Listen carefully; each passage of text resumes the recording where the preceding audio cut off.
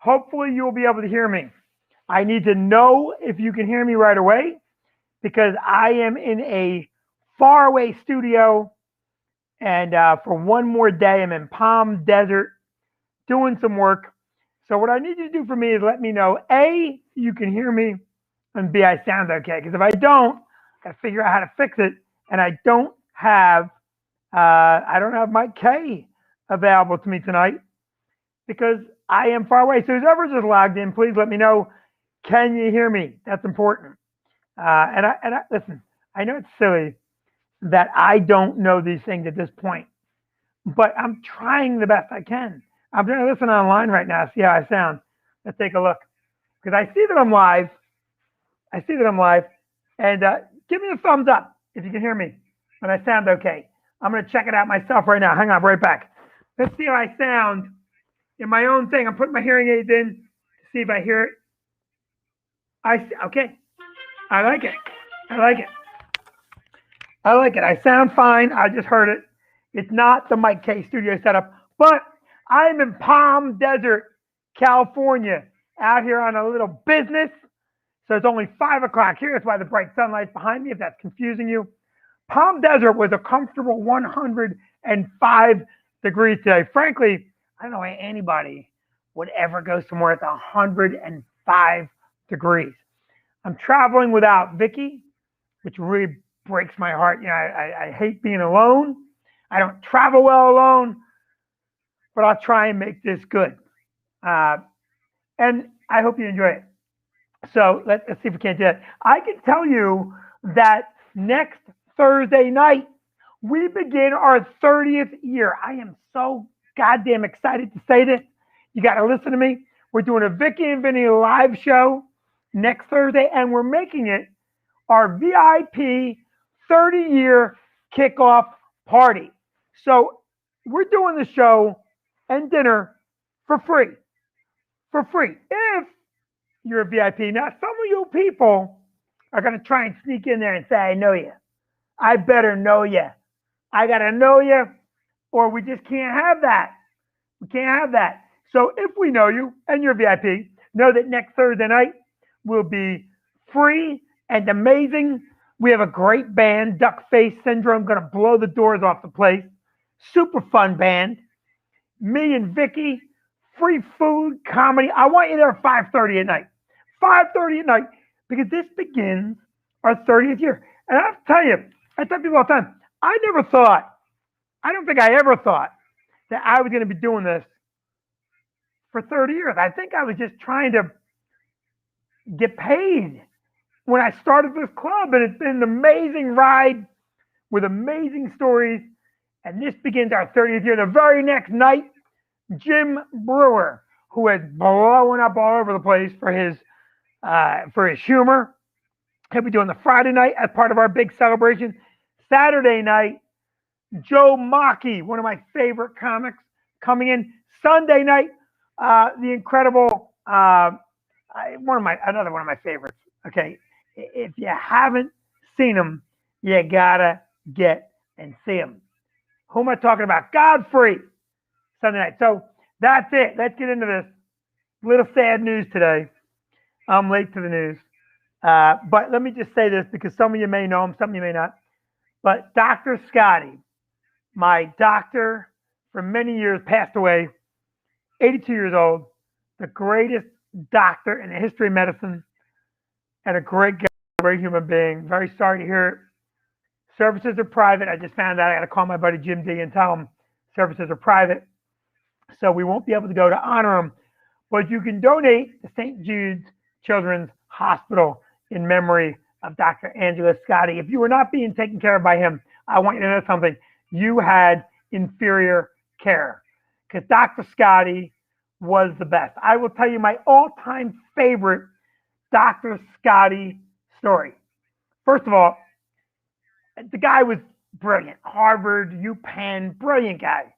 And he was a guy that wouldn't pound medicine down your throat. He didn't believe in pounding medicine down your throat.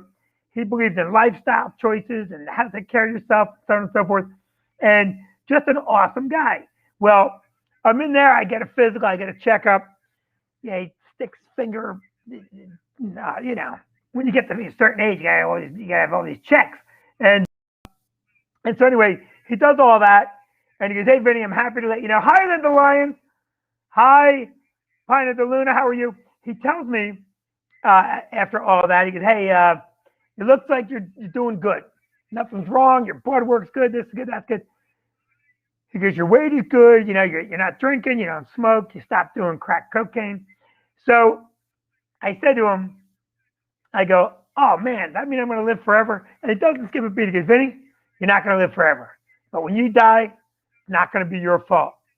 And that's how I felt about him. This guy got up every day, rode on the Red Bank River, the Navasink there, and just lived it right. Dr. Scotty, I love you.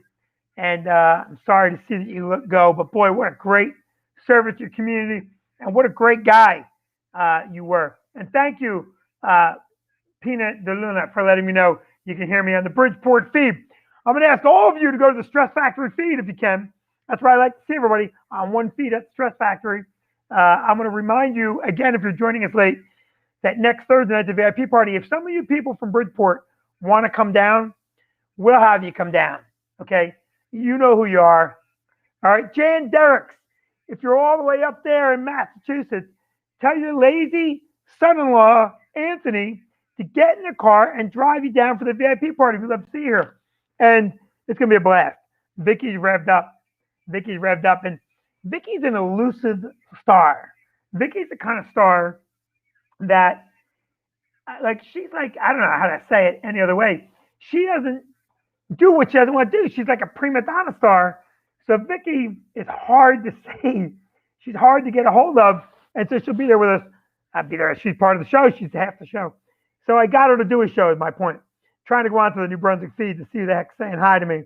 But I'm having trouble finding it because, as you all know, I have difficulty in navigating my own stuff. But I'm on there now. Let's take a peek. Let's talk Jim Brewer just for a second, because I got to tell you, Brewer is amazing, and he's going to be the Sunday night. And Joe Mocking. I'm telling you, maybe just go all the nights. All right. So let's get into some stuff here. I'm out in Palm Desert. Why? Because we're looking at some different opportunities we have out here. And it's crazy out here. It's crazy. You go to one town and no mask, no vaccine card, and you have to cough on people. You drive 2 miles, vaccine card, vaccination card, negative test, anal rectum temperature check.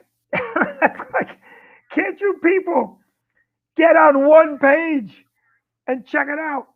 You got to do something. So anyway, I'm out here. We're looking at some things with my good friend, Jeff Singer, and I will be coming home tomorrow night, flying home on JetBlue, which is exciting to me. It's exciting to me to fly the JetBlue Mint. Vicky got me a Mint ticket. I'm going to sleep the whole way. But I'm torn between sleeping and getting all the free shit you get when you fly Mint. I don't know what I'm going to do. Like, I may have to bring someone with me and say, look, when there's free shit being handed out, you get it. And make sure you stash on the side for me, because I don't want to miss the experience. I flew Vicky home one time as a surprise. She was coming home from London. She went over there as part of her master's work. And she was flying home with a long flight. So I secretly upgraded her on Virgin Atlantic to first class. And I did that because she was coming home to a shit show. The house was going to be a mess. I figured if I fly her home first class, she won't bitch at me. So I upgraded her first class. And she calls me from the plane. She's like, this is amazing. So she's supposed to land at, 5 o'clock or whatever. And I get a phone call at like 4:15. She's like, we're on the ground. We're on the ground. So I'm like, well, Vicky, that's great. She's, no, it's not great. Flight was terrible. I go, wow, what happened? Well, the service was amazing and the seats were great. And I've never enjoyed a flight more than that. And that stupid pilot said he made good time. And he cut the flight time by 45 minutes.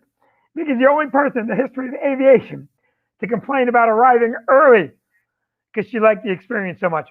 I haven't flown Jet Mint ever. JetBlue Mint, so I'm pretty excited about it. I flew United out here, which is a good experience. But when I got on the plane, the woman behind me wanted to change seats. Now, the guy next to me had the opportunity to change seats with her, but he wouldn't. He wouldn't. It's a very good story. He said no to her. So her and her husband are now sitting one in front of the other for 6 hours. The husband's on the aisle. So the guy wanted to be on a window. And the girl said to him, well, I'll take the window. I'll take whatever. Because no, I'm sitting up here because a little bit more leg room. A little bit more. I'm talking 2 inches more leg room. So he said no to her, which I think is kind of jerky. Now I get on the plane and I had heard the tail end of that conversation. So the woman goes, oh, are you in that seat? Now I'm on the aisle, her husband's on the aisle, and the seat that her husband's in, one row ahead of the one I'm supposed to be in, has more room, not less. And she goes, would you switch with my husband so we could be next to each other on the flight? And she didn't know I heard. And I said, absolutely not. I prefer to sit back here. And she's like, and you can see her face. Oh, what? It's like, man, I'm only kidding you. Of course I'll change it. And that's what I said. The old man sitting there that wouldn't change. I go, what kind of an animal wouldn't move one row? And it was a very, very funny comment in my estimation. And now the guy next to me has kind of got like a look. I switch. I'm sitting next to the animal that wouldn't switch. So we have a pop-up tray TV. It comes out of the thing. And so I pop mine up and I'm going to watch a Friends marathon or whatever the hell I'm going to watch. He pops his up. And guess what? It didn't work the whole flight. Karma the bitch. Karma the bitch. It made me laugh so hard. And the guy's like, I can't get it to work. He had the stewardess come over to try and reprogram it. And the whole flight I had to bite my tongue from saying if you had switched. Because if he had switched, either I would have had that TV, or no, I guess, well, he wouldn't have had it. It would have been the woman, and the man would have had it. For one move, who gives a shit that you don't switch? I mean, it's not like you're asking someone to go to coach. Don't get me wrong. If someone wants to switch out my mint seat for a coach seat, I'm going to tell them, pound salt. I'm going to sleep. Come on up here and be my proxy, get my free shit, but I'm not switching. So, but in any event, the flight out was pretty uneventful. A lot of food. I haven't given food in a long time. Here's what I don't understand about it. You get on the flight, and they tell you, like I've said in the past, you got to keep your mask on unless you're eating. And then they shovel food down our throat nonstop. I'm like, well, which is it? Is it dangerous and we have to keep our mask on? Or is that chicken marsala I smell? Which is it? And it was chicken marsala. It was nice. So let's see if we got any comments here coming up. I don't know if we do or not. I'm checking on my phone. I have to check back and forth on my phone. I'm going to do it another way, by the way. I might be able to do this. Let's see if I can monitor myself on a different feed. If I can do that, I will. Now, for those of you who want to know, we've stayed outside in that tent, right? But New Brunswick has taken the street tents down. And I don't know why. I love the street tents, yet they have taken them down. And our tent is up.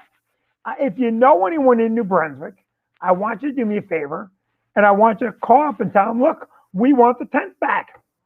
We want, can't have that happening. So we want the tents, all right? We want the tents. The tents look great. Let's say hi to the people on the New Brunswick page, because there's quite a few of them. Hello, Fatima, Ron Ginsberg, hello, Todd Hartpence, hello, Denise, Hopeful, and Todd, thank you for the stars.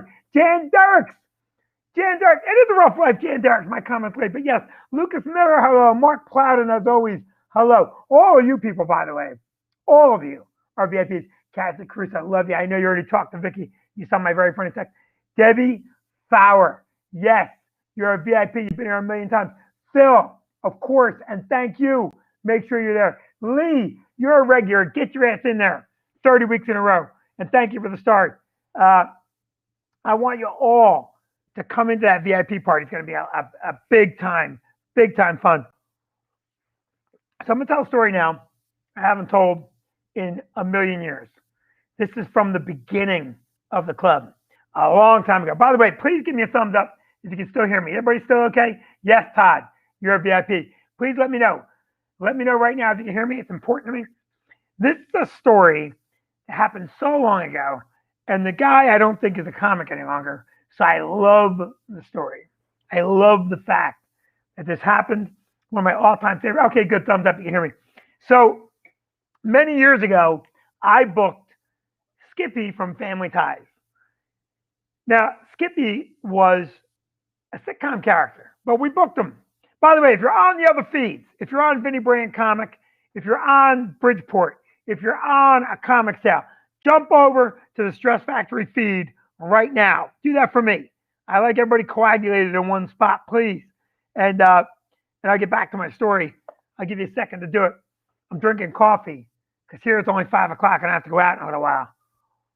I love my coffee. So Skippy from Family Ties was booked when we were in the Hyatt. Now the Hyatt, we were a 4-wall deal. You saw me just lick my hands. I apologize. Anyway, the 4-wall deal means that we did the comedy. The Hyatt took the food and beverage. Our first deal at the Clarion was a 4-wall deal. Our second deal, the Hyatt, was a 4-wall deal. So this agent friend of mine, Roger Paul, who's a great guy, was handling Skippy from Family Ties. And he gets Skippy from Family Ties to come in and do a weekend at the club. Now, I thought Skippy from Family Ties would sell a lot of tickets. Guess what? Wrong. He didn't sell shit. We were paying him, I think, 5 shows at the Hyatt, which at that time was a lot of money. $5,000 out of my pocket was a lot of money.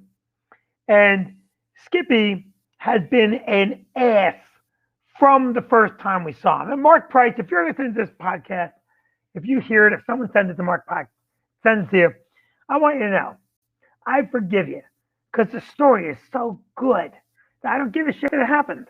All right? I don't care that it happened because the story is that good. Uh-oh, I didn't freeze. Did I freeze? I hope not. So Mark comes in. The numbers are terrible. At that time, Ryan Lynch is running the door for me. He's a good friend of mine to this day. He's running the door along with Petey Negron and Brian. I can't remember his last name. And they're running the door. And instead of selling 1,200 tickets, I think we sold like 300 tickets. But for whatever reason, the club is getting packed. And Ryan calls me, Vinny, what do I do here? He goes, I got a bunch of people. They're all coming in with free tickets. Everybody coming in is coming with free tickets. They're saying that they're friends of Mark Price.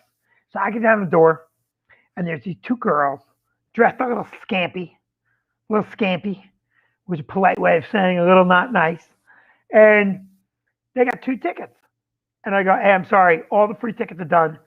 And the girl gets running thinking, she goes, we're friends of Mark Price. We're friends of Skippy. We know him and we demand to get him. And with that, I go, well, how do you know him? And they go, we met him today at the mall. And I'm like, well, that doesn't make you a friend. Meeting someone at the mall does not make you a friend. If you want to see the show, you got to pay. Next thing you know, Skippy's down there demanding I let these 2 girls in. And the scene is getting, shall we say, intensified. And I'm not a tough guy. I don't like to fight. Okay, all the fighting at the club is done by Vicky. I don't like to fight. Vicky's a tough one. If you have a problem there, Vicky's the one's going to kick your ass. Me, I'm going to make you laugh. You're going to forget all about your trouble. So, but when I was younger, maybe I had a little bit more of a feistier side. Now, if I fight, I might break a hip. You break a hip, you're on your way out. You got weeks left. So I can't risk it. Anyway, Mark Price is now in my face. And his face is right here. He's like right up on top of me. And he's going, you let my fucking friend in, blah, blah, blah. And he's screaming at me. And Ryan's standing to my left. I'll never forget. I look over at Ryan. And I'm looking at him going, I got to smash this guy. And he said, you let my friend in. I go, listen, Mark, you don't know these people. You met him at the mall. You didn't sell any tickets. I got to pay you $5,000. We need door revenue. You can't have me lose this kind of money. You let him in, blah, blah, blah. We don't let him in. And we charge the girls. Now, Skippy is in my face, and he wants it to become physical. He wants to fight. Skippy is a throwdown. He wants to throw down. But I ain't afraid. Skippy is a big, tall, geeky kid that played a character on TV. And I'm a very short, angry, in the middle of a bitter divorced man. I like my odds. I like my odds. I've got to beat his ass just if I could just put my ex-wife's face on his face when the fight starts. I'm going to beat the shit out of Skippy. But I don't want that to happen. So I turned to Ryan. I go, Ryan, please tell him to get away from me. And Ryan steps between us and says, hey, Mark, you got to calm down. And Mark goes, why? What's going to happen? Yes, Cynthia, shows are still outside. He goes, what's going to happen? And Ryan goes, well, if you hit him, he's going to beat you up. And Ryan said it as a matter of fact. And Skippy goes, what? What?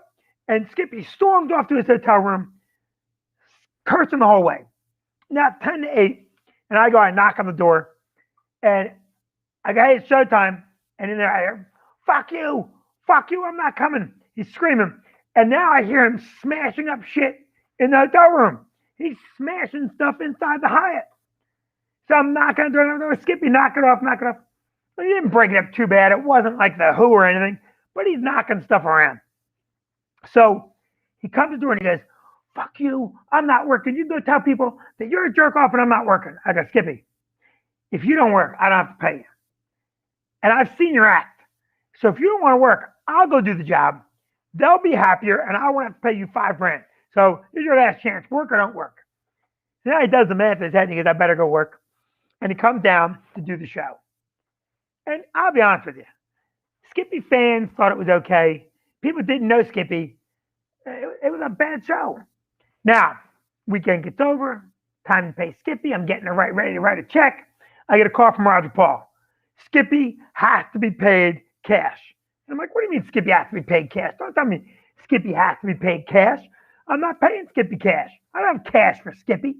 So I'm arguing back and forth with Roger, and Roger's like, you don't understand. If you don't pay him cash, it's going to be an issue, yada, yada, yada.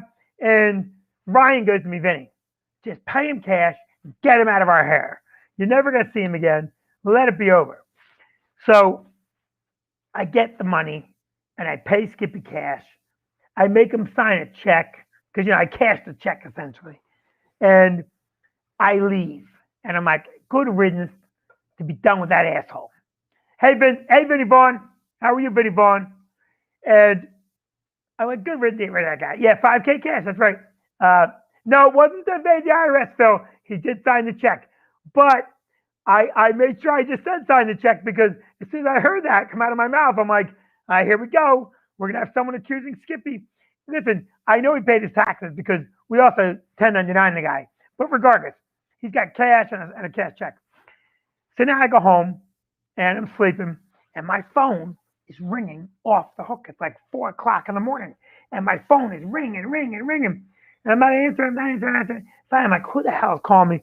I answer the phone and it's Roger Paul. It's Roger Paul at 4:15 in the morning. He goes, Vinny, you gotta do me a favor. Like, what's the matter?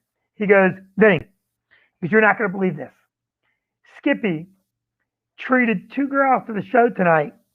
They got together with him afterward. Now, I saw those 2 little feisty gals talking to Skippy at the end of the show. I go, yeah, I know you're talking about. I saw them. He goes, Vinny, they went out. The girls drugged him. They robbed him. They took his watch, his wallet, all the money. Skippy's at the Hyatt. He didn't have enough money for train fare. He's got nothing, and he needs to come home. And I'm like, I ain't helping that asshole. And Roger Paul's going, Vinny, please. I go, no, I'm not doing it. I was so happy because an asshole got what he needed. He got what he deserved. He got rolled by the 2 broads he tried to treat to the show.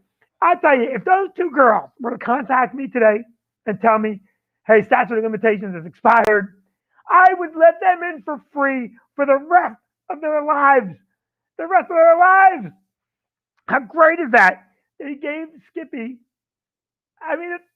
you give Skippy an inch and he takes a mile. And karma is a bitch. Skippy is I understand that he calmed down later in life.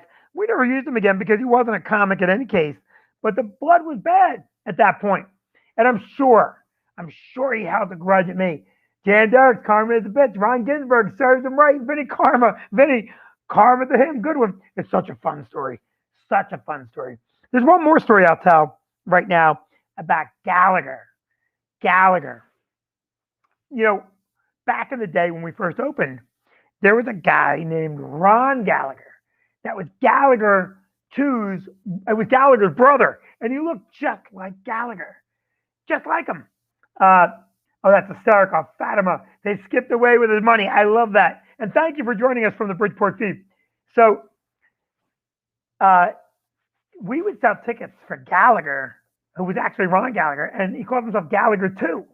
And he sold mad tickets. Come in, he'd smash the fruit.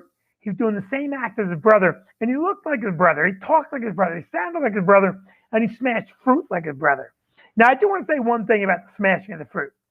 Over the years, comedians have bashed that guy's act, and they've called him, a prop act or this or that, the other thing. And I don't believe in that. I don't believe in that judgmental way about comedy. Look, I do what I do. Attell does what he does. We're not the same. We're different. Clearly, you might be a fan of one, not the other, and so on and so forth. And that's all okay. Not everybody has to like everybody. So I always felt that Gallagher, the watermelon smashing guy that wrote the act, was a good act. You had to like what he did. And if you liked what he did, he was great. Now, a lot of people don't realize this, but the smashing of the fruit, okay? Yeah, the watermelon smashing comic. Ron Ginsberg went to the show. What a mess. Sledge-o-matic.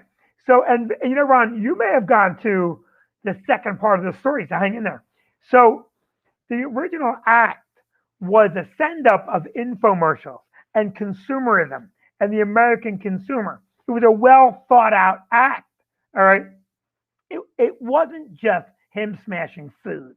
It was him sending up the American consumer and sending up that infomercial bullshit, buy this late at night, huckster. And it was really a pretty physical way to demonstrate his point. Yes, Todd, you may have seen The Imposter, but we're going to get to that. Now, Ron Gallagher always sold out the club. Always sold out the club. In fact, Ron Gallagher we'll tell you a story next week about Ron Gallagher at the Clarion, because I have a couple of Ron Gallagher stories. But this one's actually his brother's story. So we used Ron Gallagher, and we would tell people, that's not Gallagher. That's his brother. But because I'm a bit of a ball buster and a bit of a huckster, not huckster, a bit of a joker, people always accuse me of just saying that to bust their balls.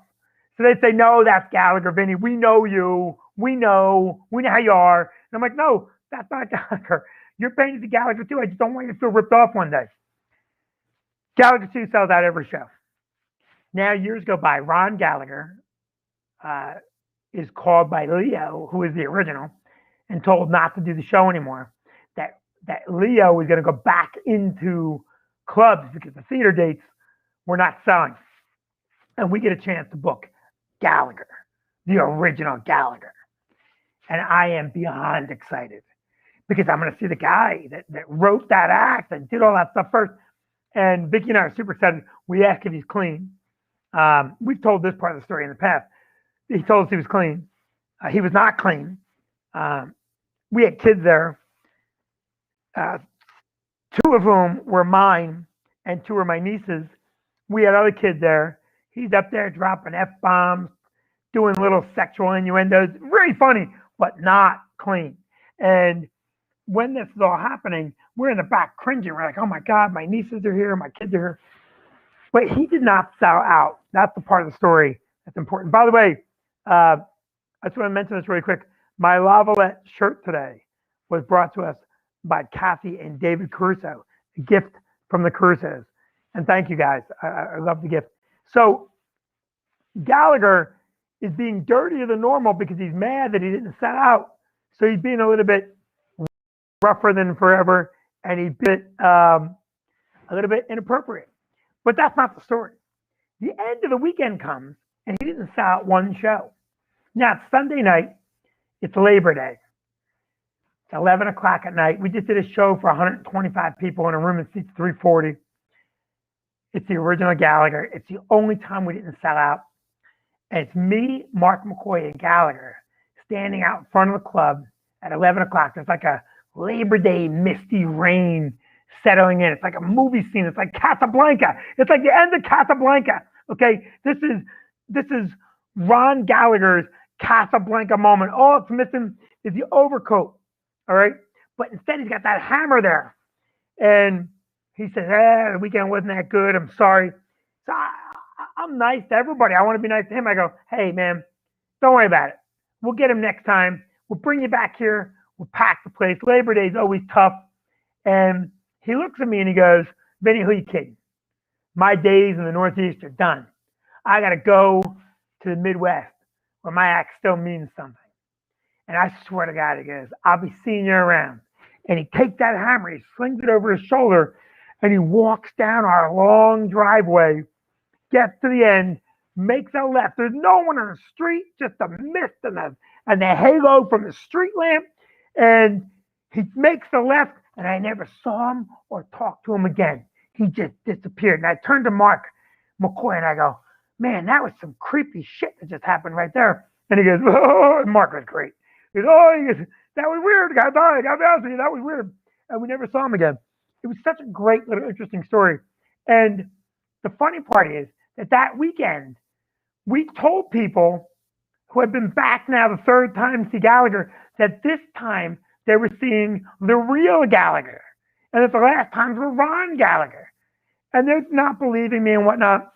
Now, when you saw Leo, he was older, paunchier, and he didn't do what Ron did. When Ron did the act, he came out, told 4 jokes, and started smashing shit for 45 minutes. Leo wrote jokes.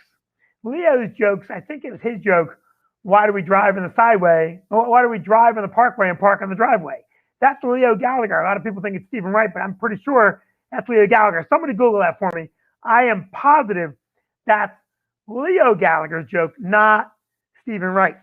And now, when we get, the original Gallagher come and do the act, he does like 25 minutes of stand-up, which was, stand-up is an art form that changes, right?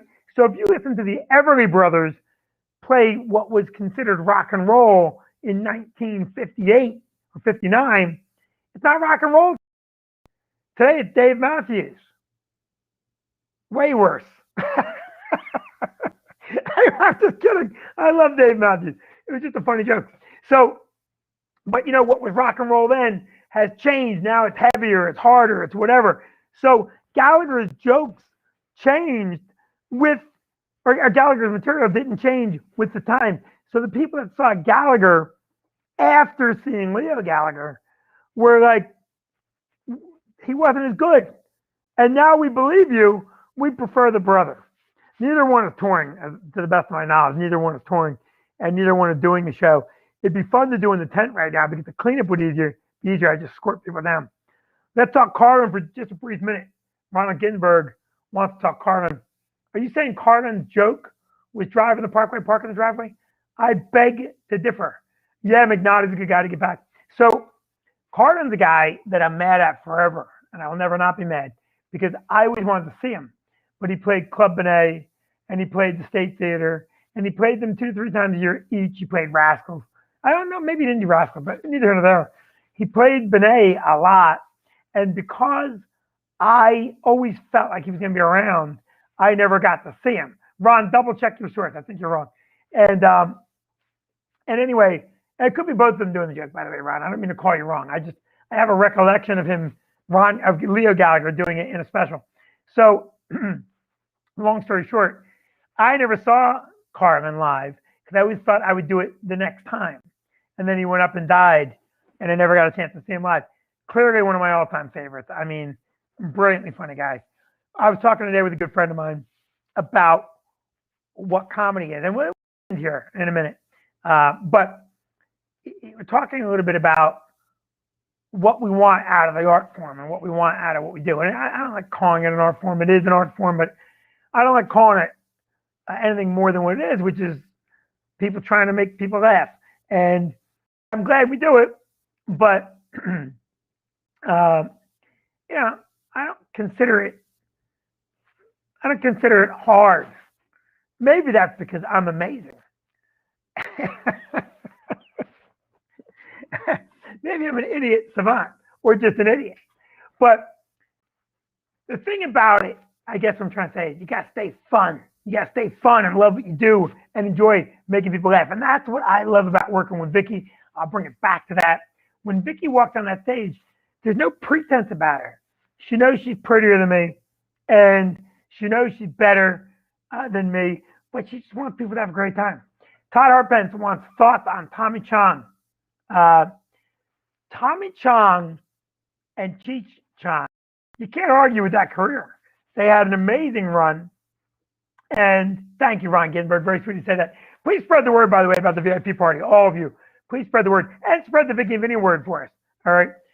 The thing about Tommy Chong is, again, that's such a niche of comedy, right? You got to be a pot stonehead or you have to know enough about it. Very nice guy, very unpretentious guy. I mean, Tommy Chong was a movie star. Whether people want to admit that or not, he was a movie star. And that's so sweet, Ron. But you know, he was a movie star, and he came in. He was a normal dude. Came in with his wife, who was setting up for him and doing the things she had to do to set the show up. And he was just a normal guy, and he didn't treat himself like he was some hot property. He was just a guy doing jokes and wanting to make people laugh. Those are the people I gravitate towards.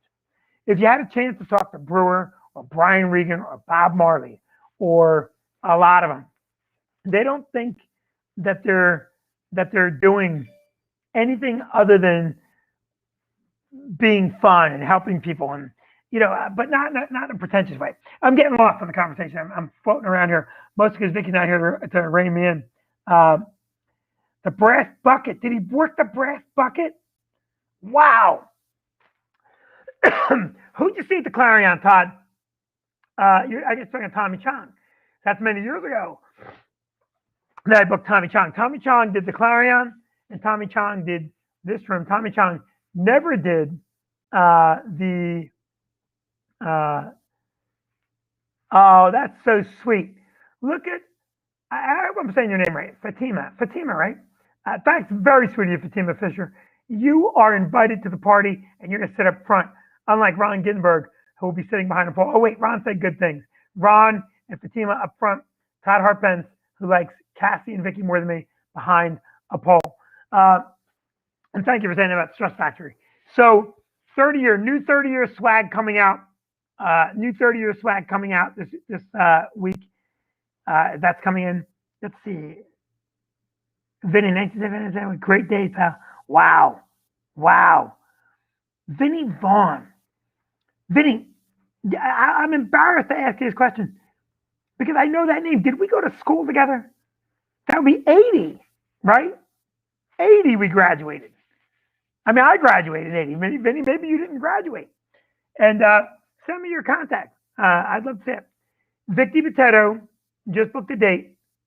He'll be here in spring of 22. Going to be here sooner than you know. Spring is going to be here before the 7th variant. All right, listen, I got to go. I had to call you guys. I love all of you. And Frank Marino. I went to Stress Factory 2 weeks ago, and Vinny wasn't so funny. Oh, if Vinny wasn't so funny, I would have left. Frank, that's very, very sweet. I don't know who you saw, but boy, oh boy, that's very sweet. I will be doing a new headline set very soon, by the way. I'll be doing it up because I'm enjoying my time there. I love it. And I do not take what we do for granted. Vicky doesn't either. We think we're very lucky people, and we love all of you for hanging out with us. We love it when you come to the club, and we love it when you need something and we can help you. If anybody does, let's do it. Hey, Dave, good night. So listen, everybody, I'm punching out. I love all of you. I will see you all very, very soon. I had to go get some shut-eye here. Love to all. Peace out, guys.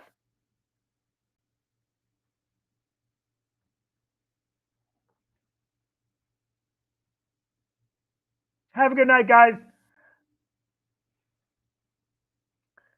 I'm saying, guys, Phil, good night. Fatima, good night. Vinny, good night. Todd, good night. Dave, good night. Frank, all of you. Jan, make sure you come down, Jan. All of you come down. All right. I will talk to you guys soon. Loved all. If I can figure out how to end the thing, I'd be happy. I figured it out. It's a rock and roll life. Good night, guys.